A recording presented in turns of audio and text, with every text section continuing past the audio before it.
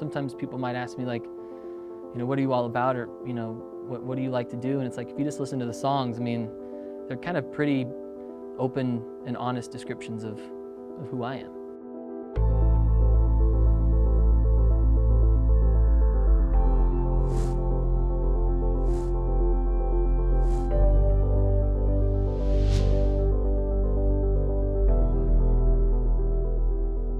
I do have a history of like ridiculous gifts. When I say ridiculous gifts, I don't mean like cars and stuff like that, like crazy expensive stuff, but just really sentimental things that I don't think you would think about.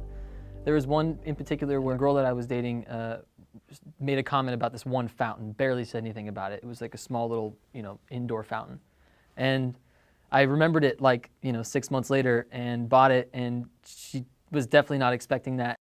Sometimes, you know, things are difficult and I have to keep myself going, and I have to keep people that are working with me going, and that gets really hard sometimes, and sometimes it's not possible to do. Sometimes you just have a bad day. You know, like we all have bad days. Sometimes you have a bad week, but at some point you have to turn around and you have to like make a decision to not be feeling a certain way and just change, I think a lot of it is just the determination to make a change.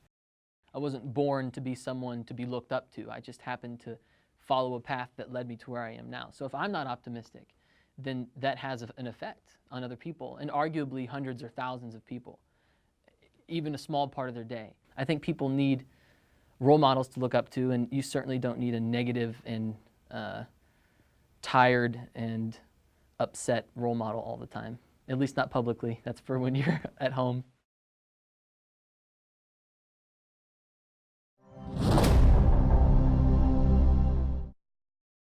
I love to see my fans just make that noise. Everybody always live for the crowd noise. Curtains up, lights on, spotlights on you, and the crowd noise go up. And it's like, okay, it's only popping now. We're always looking for ways to live our best lives, especially on a daily basis. With me today is dietitian and health fitness specialist Rebecca Scritchfield, and we're discussing ways to sneak good-for-you habits into your daily routine.